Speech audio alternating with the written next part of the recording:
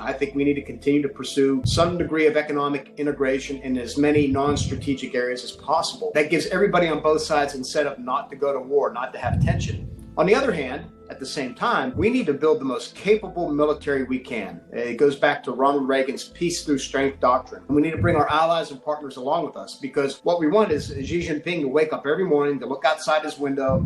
We want him to look at the Taiwan Strait and look at Taipei and say, not today. It's not worth it. It's not worth losing my economy, and it's not worth having my military destroyed by the United States and its allies. You brought up 2049, and the reason I believe that you did that is that they have these 10, 15, 20, 100-year plans. 2049 would be the 100th anniversary of the communist takeover of Chinese Communist Party, right? Mainland China. And so I guess my question to you is, where is our long-term planning? We had a policy of containment. George Kennan helped to develop it. It became the Truman Doctrine, 40-year plan, contain communism, defeat communism. The plan begins in 1946. It ends in 1989 or something like that. You get my point. Where is our long-term planning now? Wow. Well, first of all, I commend you for that quick recitation of American foreign policy's history and strategic doctrine. So that's great. Look, we've struggled for finding out what that doctrinal name is since the end of the Cold War in 1991. And I think we're going back to containment, if you will, containment of the Chinese. And I'm fine with that, because they are the ones misbehaving. They're the ones trying to change the international order. But we haven't come to that yet. Now, this is where I give credit to the Trump administration. I think an achievement of that era was the fact that we consolidated a view within the United States government that China is a long-term strategic threat, and that we need to get all organs of government focused on that. And I think we made a lot of accomplishments. And my role was to really implement a national defense strategy that said just that. And we made a lot of progress with regard to doing that, standing up a China office, reorienting our doctrine, making sure that we were teaching Chinese tactics in our schools, all those types of things. But we're still not there yet as a country. We need a countrywide approach. And then we need our allies and partners to come along. Some are already there, particularly if you look to into the Asia Pacific. But in Europe, they're not all there yet. And we'll need to stand together if we're going to deal with that. But I think we're coming full circle back to the strategy of containment. So let me ask the obvious question. Chinese have a different economy than the former Soviet Union. They have one.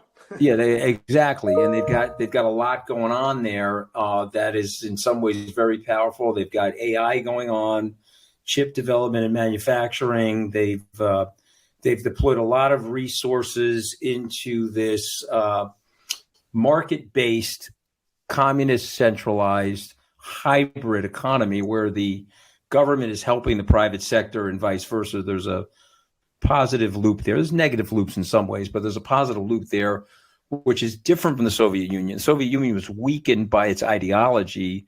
The Chinese Communist Party has a different sort of ideology, harder to combat. Mark, what's your reaction to that? And then how would we have to gauge ourselves to win that, if you will, that competition? But great point. You've summed it up well. A very great insights. And you're right. I mean, the Soviet Union was, I like to say, a unidimensional threat, right? We were really concerned about their military capability.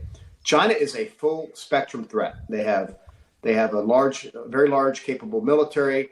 They have a very large economy, the second largest in the world. It's very diverse. It's number 3. They have a lot of tech prowess. And number 4, they have a lot of diplomatic reach as well. So they are a full spectrum threat. And that'll be the challenge, particularly on the economic side. We see some of our partners in Europe, especially Germany and France. And for example, President Macron and the head of the EU Commission are there right now or just left China on a trade deals. That's the area that is the most complex because we are so integrated, our economies, United States, European, so forth and so on.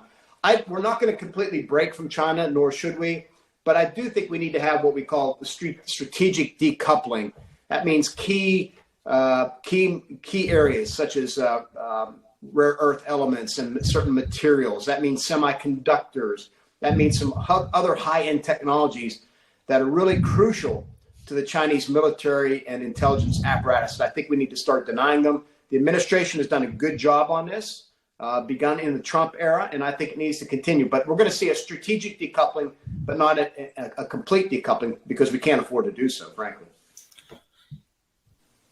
Yeah, well, we can't afford to do so, but also I think we both know that a little bit of economic interdependence and a little bit of commercial activity between us may reduce some of the tension. Yeah, you hope. That was the theory when we let them into the WTO in 2000, 2001. And as you know, I write about this in my memoir. I was there in Congress at the Senate at the time. And the theory was, if we let them into the WTO, if we brought them into all these international organizations, that they would continue to moderate over time and change and become accepting of the international order. And it just hasn't proven itself true. And as you know, I mean, again, I part of me wants to believe that economic integration argument, but we've seen Xi Jinping crack down really hard in the economic sector in China, particularly the tech sector, and it's hurt him economically. Now, it looks like he's trying to claw his way back a little bit and find some type of middle ground. But this is going to be a fundamental question going forward: is where will Xi Jinping take his economy?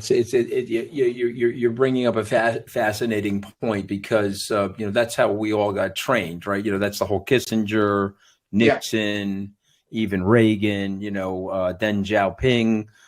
He's reforming. Let's help them rise, increase their living standards. I mean, this goes back to George Marshall, rising living standards around the world. Yeah, we brought almost 700 million Chinese out of poverty just by letting them in and helping them come forward. Right. No, it's fascinating.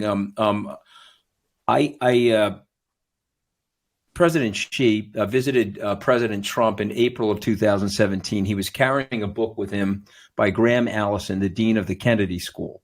And I think the title of the book was Destined for War. And the thesis in the book was that a rising superpower often threatens the existing power structure. I mean, he took it all the way back to the Peloponnesian War between Athens. Yeah, it's the so-called Thucydides trap. Right, exactly. He took it right back to the Peloponnesian War. And so he put you through 16 episodic events, 12 of which we went to war, 4 of which we didn't. The most dramatic one was when the UK was in decline and its kissing cousin, the United States, was in rise. And so they were okay. Same Christianity, same set of rules, and, white English speaking people, let's just be frank about it. So they didn't go after each other. But now you have 2 different tribes. One is rising, and we can debate whether or not one is declining. I'd like to think America's best days are ahead of it if we can get our act together. I agree. But here we are. So what do you say to that as a foreign policy theorist, a defense theorist? How do we prevent the tension that the Thucydides trap, if I'm even pronouncing it right, is upon us right now between us and the Chinese? Well, it's an interesting theory, a lot of historical example, and it's important that we learn from it, from those examples. I don't think that war with China is inevitable, and certainly not imminent. I think it's something that we need to continue to manage. I think it's you have to work it in multiple ways, and in some of those ways may seem like they conflict with each other, but they don't. So, for example, going back to our previous discussion, I think we need to continue to pursue some degree of economic integration in as many non-strategic areas as possible. That gives everybody on both sides incentive not to go to war, not to have tension. On the other hand, at the same time, we need to build the most capable military we can. It goes back to Ronald Reagan's peace through strength doctrine. And we need to bring our allies and partners along with us, because what we want is Xi Jinping to wake up every morning, to look outside his window. We want him to look at the Taiwan Strait and look at Taipei and say, not today. It's not worth it. It's not worth losing my economy, and it's not worth having my military destroyed by the United States and its allies. And that's what we have to manage until we get a new set of leaders in Beijing. Mm-hmm. I think it's well said, and I think that's been the policy, and I think it's also reflected there in the Ukraine.